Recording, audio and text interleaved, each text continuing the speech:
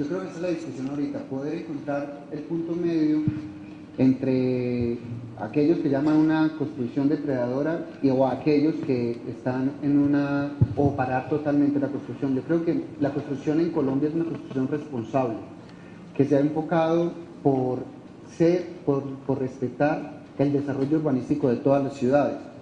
Pero lo que nos preocupa es que en un momento determinado, cuando esa construcción empieza a coger un ritmo en el país, cuando ya existe una mayor profesionalización y un mayor manejo del negocio después de las experiencias que tuvimos con el UPAC, después de esa crisis financiera, ya se empieza a parar porque no estén sacando la norma urbanística.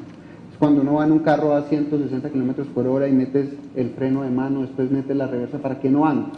Eso nos está pasando en unas ciudades del país, donde encontramos que los planes parciales se demoran 5 años en salir, donde las licencias se demoran 1 año y 9 meses, y cuando se tiene ese costo de transacción tan alto, se hace que se empiecen a generar otras cosas mucho más costosas para la ciudad, que son los desarrollos ilegales.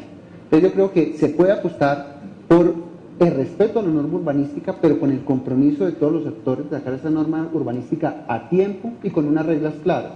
Eso es lo que le está apostando el gobierno nacional, con una figura que son los macroproyectos de interés social nacional, donde esperamos hacer una adecuada repartición de cargas y beneficios en un tiempo adecuado, pero también con un urbanismo muy adecuado y muy bueno. Y cuando lo vean van a encontrar que una ciudad como es Soacha, que es cercana a Bogotá, que ha recibido todo el desarrollo ilegal de esta ciudad en muchas ocasiones por la pobreza, va a encontrar un buen desarrollo urbanístico a través de esta figura de macroproyectos. Ese es el llamado al que el gobierno le quiere apostar con estos planes. Doctor Rojas, ¿qué piensan desde ANIF, digamos, de una propuesta de esta cuando se quiere más que todo y cuando se le apuesta más que todo al crecimiento económico y es, digamos, la gran prioridad? Pues lo primero es que en ANIF no somos tan optimistas, obviamente, como el gobierno frente al crecimiento de este año. Nosotros creemos que en el año 2009 la economía del país se contraerá en 0.5%, que en el ámbito internacional es una muy buena medida. Estamos esperando que el año 2010 tengamos un rebote al 2.6%.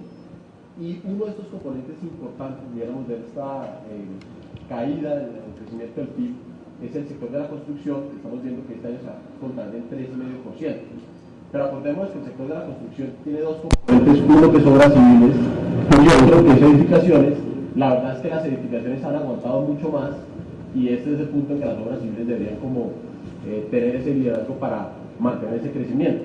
Si vemos que el próximo año hay un crecimiento del total de la construcción, o sea, incluyendo obras civiles y edificaciones de 4.1%, lo cual es positivo, pero infortunadamente vemos que el próximo año de pronto las edificaciones no les va a ir tan bien, y eso lo podemos ver por la caída tan drástica que ha habido en las licencias. Si vemos en el año, nosotros estamos esperando que en el 2009 las áreas licenciadas caigan un 25%. Eso es sumado al 12% que ya cayeron. De pronto la buena noticia, y creo que en eso es un punto importante lo que comentaba el viceministro ahora, es que el desarrollo en la construcción se está dando de una forma descentralizada. Cuando uno escudriña los datos, ve las diferencias regionales tan importantes que hay. Por ejemplo, en el caso de Santander, se están creciendo al 31% las licencias, todavía están creciendo al 31%, han tenido una dinámica muy importante. Y esto no solo pasa en Santander, en el caso de, digamos, Risaralda, como comentaba el viceministro, ha habido una dinámica muy importante que ha permitido que este desarrollo se dé en otras regiones. Hace solo 10 años, y ya éramos en el año 98, el 70% del metraje licenciado era en solo Bogotá, Antioquia y Valle. Hoy ese porcentaje representa el 50%. Y lo que hemos podido ver es que hay otras regiones que antes no registraban, por decirlo así, que ya están consistentemente mostrando una importancia en el total de la área licenciada. Es el caso, por ejemplo, de Risaralda, que ya registra, el caso del norte de Santander, que ya tiene con más del 3% de las licencias aseguradas. Entonces lo que nos está diciendo es que es un tema regional, que es un tema municipal, que es un tema local, en la medida en que los gobiernos departamentales y especialmente los gobiernos municipales decían que esa es una prioridad para sus municipios, pues obviamente es donde podemos ver que ese crecimiento se va a dar, que va a ser un crecimiento bueno porque es armónico, porque es en diferentes regiones y adicionalmente se va a poder generar lo que a nosotros nos parece que es más importante el sector de la construcción es el empleo. Entonces, en ese sentido, quería de pronto complementar un poquito lo que dijo la doctora Pinto de Dejada, porque en verdad no es solo en los sectores industriales que jalona, eso es verdadero. O sea, la construcción, medida solo como construcción, representa el 5% del PIB, ha venido incrementando su participación, dijéramos, en la última mitad de la década, y eso era apenas esperable cuando pudo mantener crecimientos sostenidos por encima del 15% durante varios años. Entonces es obvio que la construcción ha ganado importancia, pero no es solo la construcción como tal, y no solo los encadenamientos industriales que se vean en la exposición anterior, sino también muchos de los servicios, en los casos en los cuales hay un ejercicio importante en el comercio, inclusive el sector de ventas de electrodomésticos, por ejemplo, que es un sector que le sigue a la construcción. El impulso que tienen los muebles es clarísimo. En los diferentes estudios de ANIF hemos encontrado cómo es ese ciclo positivo sobre las ventas en el caso del sector de electrodomésticos y muebles, que son ventas. Pero adicionalmente también en la parte de servicios. Cuando pensamos en el caso del crédito hipotecario, los establecimientos financieros representan el 18% del PIB, o sea, el 18% del producto del país se genera por medio de las transacciones financieras, y en el caso del crédito hipotecario, que ha estado creciendo sólidamente en los últimos años a tasas del 15% en términos nominales, también se está dando ahí un buen encadenamiento, que es una especie de círculo virtuoso. Si hay una buena actividad constructora, pues hay un buen crédito, si hay un buen crédito hay una buena actividad constructora. Pero de todas maneras la doctora de Pinto en su intervención hablaba sobre todavía se necesita más dentro del crédito hipotecario, era lo que usted, digamos, planteaba sobre todo para el tema de viviendas nuevas y para incentivar la compra de viviendas nuevas. Pues el crédito se ha dinamizado muchísimo. Hoy en día, en este momento no podemos decir que en Colombia no haya disponibilidad de crédito, hay crédito.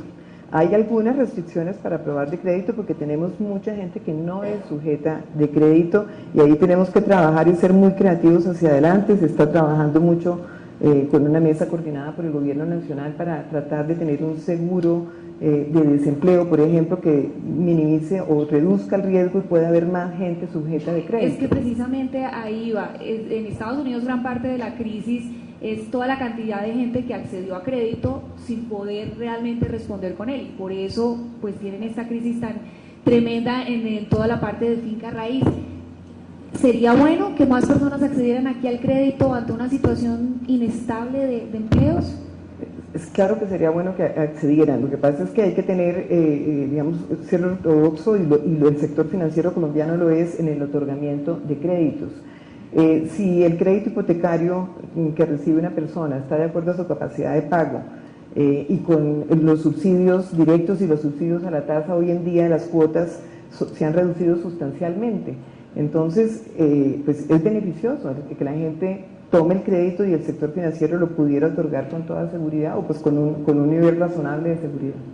Escuchemos también el caso peruano, el arquitecto Ramos nos acompaña.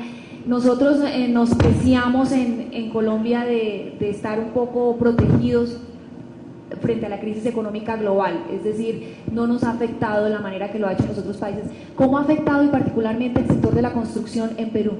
Bueno, antes que nada, saludar la presencia de los expositores, los panelistas, compañeros que me acompañan y agradecer la invitación del IFC, ¿no? En principio, yo he tomado puntos un poco de las exposiciones y sí es bueno mencionar un poco la experiencia peruana, ¿no? Y mencionar un poco cómo ve lo que ustedes llaman el PIB, nosotros llamamos PBI, ¿no? Que es el Producto Bruto Interno. Mencionar un poco el antecedente, ¿no? Con toda la crisis y, digamos, en los últimos meses del año pasado, el país igual cerró en lo que es el PBI global en el año 2008 en 9.8, ¿no? Una cifra muy alta, similar a lo que ha estado haciendo China en los últimos años. Y en el PBI construcción, básicamente, en el 16.5%. Entonces, el PBI construcción, desde el año 2006, que empezó en 14.8, después llegó a 16 y cerró el año pasado en 16.8. Entonces, lo bueno y lo que nos indica es que, como bien se ha mencionado, la construcción no solamente se refiere al tema de viviendas, no solamente se refiere al tema inmobiliario, sino también a todo lo que es infraestructura y lo que es obra pública. Y el país, efectivamente, de la mano de este crecimiento global del PBI, lo que viene haciendo el sector construcción es palanqueando el PBI global. Y la política de vivienda, sobre todo con respecto a